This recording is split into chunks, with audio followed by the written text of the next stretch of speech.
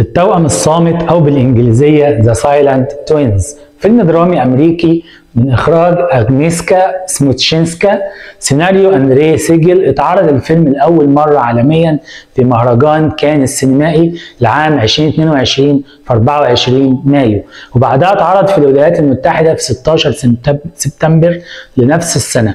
طب إيه قصة الفيلم ده ومين هم التوأم الصامت؟ ده اللي هنحكيه سوا في حكاوي العزاوي، تابعوا معايا.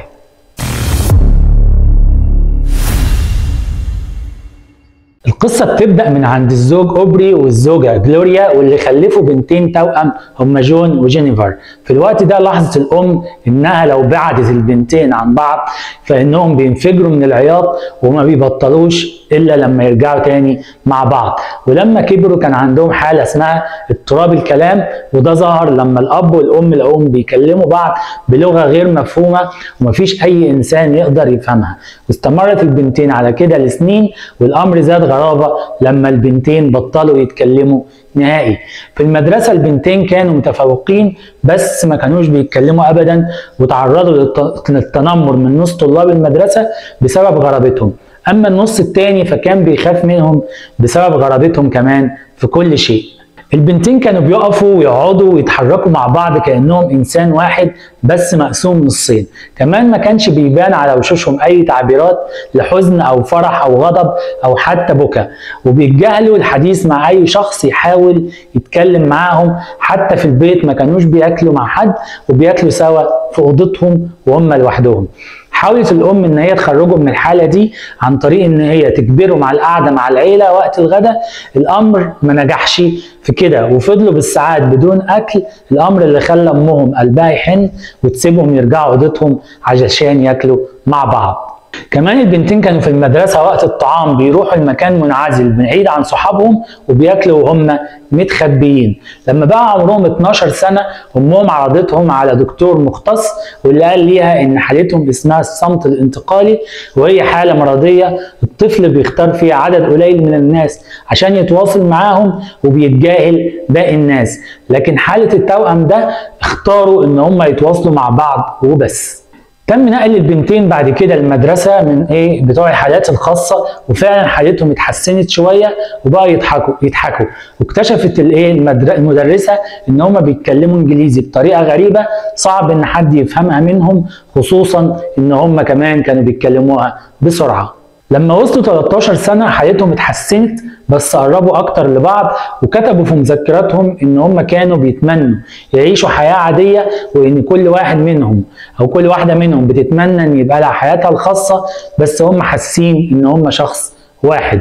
وفي عمر ال16 تم فصلهم عن بعض بالقوة الإجبارية على ان هم يعيشوا حياة طبيعية. تم نقل جينيفر لان هي عاشت عند جدتها، وجون فضلت مع ابوها وامها، والنتيجه كانت ان حالتهم ساءت وما بقوش ياكلوا ولا يناموا بشكل طبيعي. وجينيفر جات لها حاله تشنج خلتها بقت زي المشلوله، وده نتيجه عدم استجابه العقل وارسال الاوامر بالحركه لباقي اعضاء الجسم. طبعا الاهل ما قدروش يتحملوا ورجعوهم يعيشوا مع بعض تاني. في الوقت ده جون جات لها وظيفه في مكتب، بس ما قدرتش طبعا تشتغل لان هي ما تقدرش تكون بعيده عن جينيفر. الاثنين كتبوا كتاب عن قصه حياتهم، بس الكتاب فشل، الامر اللي اصابهم بالاكتئاب، وكرهت كل واحده منهم الثانيه، لدرجه ان جينيفر كتبت في مذكراتها ان هي كان نفسها تقتل جون اختها عشان تقدر تعيش حياه طبيعيه. البنتين اتولد عندهم كراهية للعالم والبشر، وده ظهر لما بقى عندهم رغبة في تدمير كل شيء للتعبير عن غضبهم.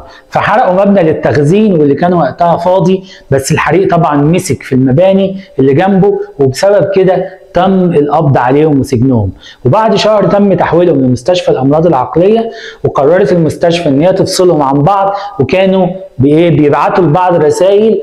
وفي واحده من الرسائل قالت جينيفر لاختها جون ان هي حاسه ان هي هتموت قريب، وكان المفروض يفضلوا في المستشفى سنه واحده، لكن كل ما يقرب ميعاد خروجهم كان القاضي بيرفض خروجهم، وفضلوا على الحال ده 12 سنه كامله.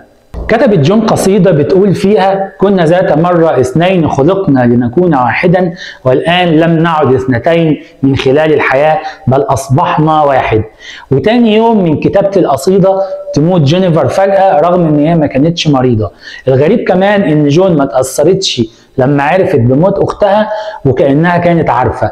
وكمان في يوم الدفن كتبت جون قصيدة على قبر جينيفر مكتوب فيها ان هي هتكون طبيعية لما جينيفر هتموت. الاغرب من كده ان فعلا جون بعد موت اختها بقت طبيعية جدا واجتماعية كمان، الامر اللي خلى الشرطة تشك ان هي اللي قتلت جينيفر، بس التحقيقات اثبتت ان هي ما عملتش كده. بس بعض الناس قالوا ان جينيفر هي اللي ضحت بنفسها عشان اختها تعيش طبيعية، وده الكلام اللي جون نفسها اكدته. لو عجبتك القصة تنساش المتابعة والكومنت. سلام.